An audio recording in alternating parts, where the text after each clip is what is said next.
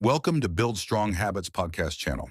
Sit back, relax, take your eyes off the screen, and listen. Just listen to this audio podcast, and let's start building habits that transform our life. Hey everyone, ready to explore the depths of your own mind? Always up for a good mental adventure. Well, today we're going deep on psychoanalysis. Ooh, psychoanalysis.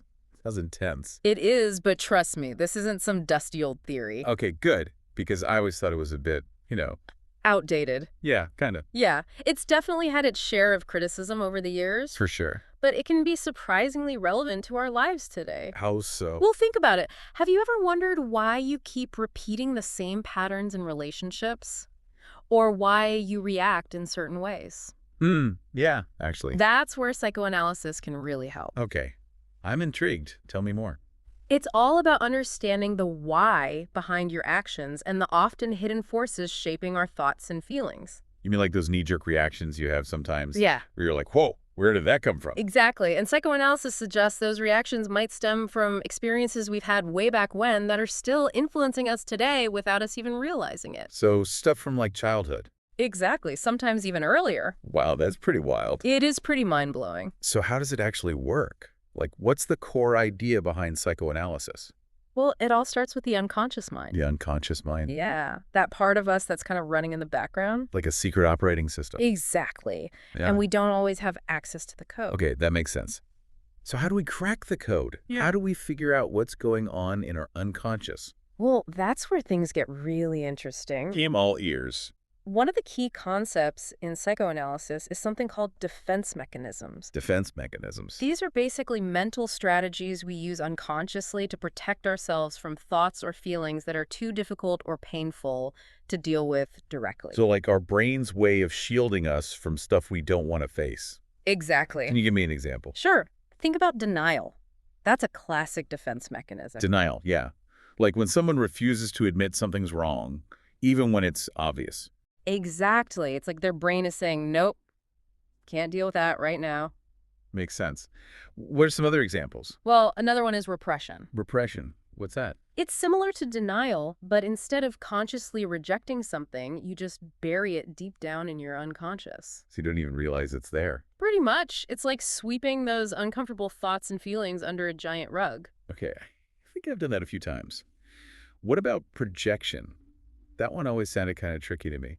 Projection is when you take your own negative thoughts or feelings and project them onto someone else. So like, instead of dealing with my own insecurity, I might accuse someone else of being insecure. Exactly. It's a way of dealing with those feelings indirectly. So it's not really about them, it's about me. Precisely. And that's why understanding defense mechanisms is so important. It's like they're clues to what's really going on beneath the surface. Exactly. They can help us uncover those unconscious patterns that might be driving our behavior. Okay, I'm starting to see how this all connects. But how can we actually start applying these concepts in our own lives? Yeah. Outside of a therapist's office. Well, one of the most powerful tools is self-reflection. Good old-fashioned self-reflection. And one of the best ways to do that is through journaling. The trusty journal. It's such a simple but effective way to tap into your thoughts and feelings. So just grab a notebook and start writing. Pretty much. Write about your experiences, your reactions, your dreams. Look for any recurring themes or patterns. Exactly. Pay attention to those things that keep popping up. They might be clues to some deeper unconscious pattern. So by writing it all down, we can start to see those patterns more clearly. Precisely. It helps bring those hidden patterns to light. And once we see them, Then we can start to ask ourselves, where might these patterns be coming from and how are they influencing me? okay, that makes sense. So journaling is a good starting point for tapping into our unconscious. Are there other ways we can kind of put psychoanalysis into practice in daily life? Absolutely. Another key strategy is learning to spot defense mechanisms, not just in yourself, but in others too. Oh, interesting. So like, if my friend is constantly accusing me of being jealous Maybe they're actually the ones struggling with jealousy. and projecting it onto me. Exactly. Wow, okay. So instead of getting defensive, I should be thinking, is there something else going on here? Exactly. Hmm. That shift in perspective can be huge. It's like having a secret decoder ring for human behavior. I love that analogy. And speaking of decoding, I know Freud was all about dream analysis. Dreams, yeah, that's right. He called them the royal road to the unconscious. Exactly. So Is that still relevant today? Absolutely. Dreams can be such a gold mine of information about your unconscious. Because when you're asleep, your defenses are down. Yeah. Your conscious mind takes a break, and all those deeper thoughts and feelings can kind of bubble up to the surface. Like our unconscious mind is throwing a party. And our dreams are the backstage pass. Exactly. Okay, so let's say, for example, someone keeps having dreams about being chased. What might that be telling us? Well, Freud might say that represents something they're avoiding in their waking life. Maybe a tough decision or a fear they've been pushing away. Interesting. And we don't necessarily need a therapist to do this exploration, right? Right. We can do a lot of this work ourselves. Through journaling, self-reflection, and just being more mindful. You got it. Even honest conversations with close friends or mentors can be really insightful. Yeah. It's all about approaching those conversations with an open mind and a willingness to dig a little deeper. Deeper into ourselves and those around us. So it's all about asking why. Why am I feeling this way? Why am I reacting like this? Why do I keep attracting certain types of people into my life? Exactly. Those questions are like the gateway to self-discovery. And personal growth. Yeah. That's what's so empowering about psychoanalysis. It gives you the tools to become a more conscious architect of your own life. Yeah. You're not just reacting. You're understanding and choosing. Exactly. So it sounds like psychoanalysis is more than just figuring out all our quirks, right? Oh, absolutely. It's also about learning to be a little kinder to ourselves in the process. Yeah, it's easy to get caught up in that self-criticism, you know? Totally. But psychoanalysis helps us understand that, well, we're all a bit messy. We're all works in progress. And a lot of that messiness comes from, well, stuff we've picked up along the way. Experiences that have shaped us. It's like we're all carrying around these invisible backpacks filled with our past. I love that analogy. And sometimes, you know, stuff spills out of those backpacks, even when we don't mean it to. Exactly. And those unconscious influences, though, aren't always negative, right? Right. Sometimes those unconscious influences can actually be, well, pretty positive. Like what? Think about it. Your passion for helping others, or maybe even your creativity, those things could have roots in your unconscious, too. So it's not about blaming everything on our childhoods. Not at all. It's more about understanding how those experiences, even the tough ones, have shaped who we are today. And then making conscious choices about who we want to become. Exactly. It's about making peace with the past so you can, create a more fulfilling present, a better future. And realizing we're not alone in that journey. Exactly. We're all in this together, figuring things out, carrying our own invisible backpacks. And that shared humanity, that's what makes psychoanalysis so relevant today, don't you think? I think so. It reminds us that we all crave connection and understanding ourselves and understanding each other. Well, that's an ongoing process. A process that can lead to some pretty incredible personal growth, right? Oh, absolutely. Yeah. When you start to understand your own motivations, those defense mechanisms we talked about, you can start to, break free. From those patterns that are holding us back. Exactly. And you can start to build more authentic relationships. And we're not just talking about romantic relationships. No, not at all. This applies to, all sorts of relationships, Yeah. family, friendships, even in the workplace. With colleagues, the barista who makes your coffee. Yeah, everyone. Psychoanalysis gives you this framework for understanding people, In all their complexity. Exactly. It's like we're giving you this superpower. A superpower. I like that. What kind of superpower? The ability to see past the surface and really understand the why behind people's actions. Even your own. Especially your own, which can lead to, a lot more empathy. More compassion.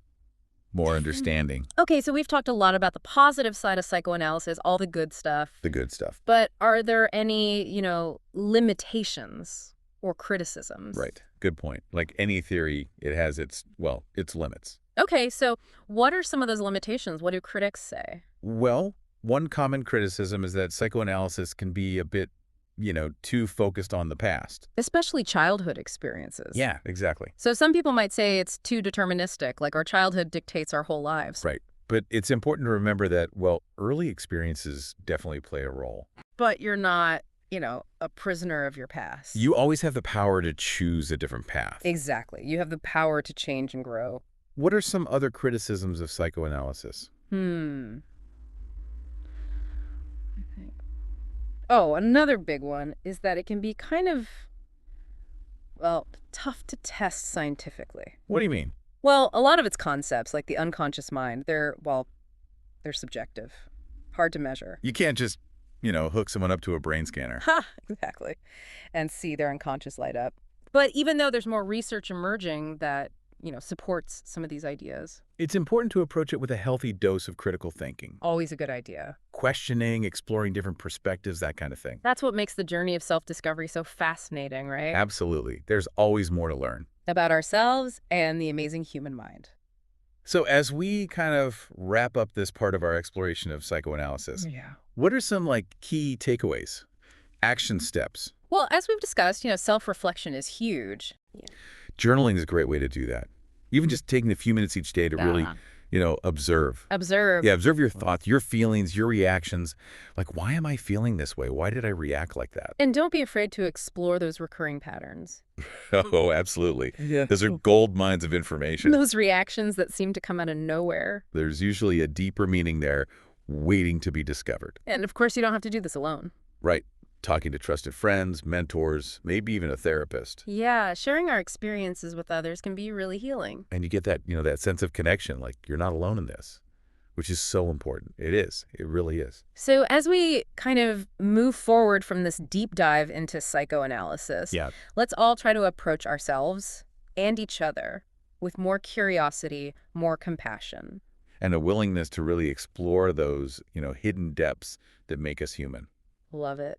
Yeah, it's true. Sometimes it's tough to face those hidden parts of ourselves. It can be, but it's so worth it in the end. Totally. And it's not just about, individual growth either. Right. It's about so much more than that. When we become more self-aware, more compassionate, it ripples out into all our relationships, Oh, absolutely. Like we're all kind of contributing to a more understanding, a more compassionate world. Just by doing our own inner work. Exactly.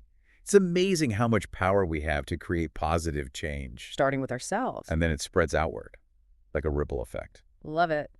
Well, before we wrap up this deep dive into psychoanalysis, Yeah. I want to leave you all with one final thought-provoking question to ponder. Ooh, the challenge I'm in. So now that you know a bit about these defense mechanisms, Those sneaky little things. can you think of any that you might be using in your own life? That's a good one. And what might those defense mechanisms be telling you? About your underlying thoughts, feelings, Yeah, those deeper parts of yourself. exactly. It's an invitation to turn that lens of self-awareness inward. To really explore those hidden corners of your mind. But remember, there's no shame in using defense mechanisms. Not at all. We all do it. It's part of being human. It's how we cope sometimes. The key is to become aware of them. So you can make more conscious choices. Exactly.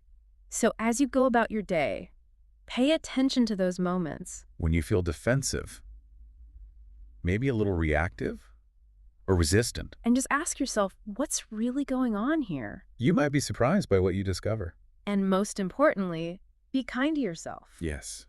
Self-compassion is key. This whole self-discovery thing, it's a journey, not a destination. Embrace those ups and downs. Celebrate the breakthroughs. And remember, you're always evolving. Always growing. You might even surprise yourself with the strength and resilience you find along the way. Well said. Well, I think it's time for us to surface from this deep dive Back to the conscious world. into the fascinating world of psychoanalysis. It's been such a pleasure exploring these ideas with you. And with all of you listening. So until next time, keep exploring, keep questioning. And keep embracing all that complexity. That makes us human. And remember, that unconscious mind of yours, It might seem mysterious. but it holds incredible potential. Happy diving, everyone. Thanks for listening. If you enjoyed this podcast, don't forget to like, share, and subscribe to Build Strong Habits. Let us know in the comments how you feel about it and what topics you'd love to hear next. Always remember, we're here to build strong habits together.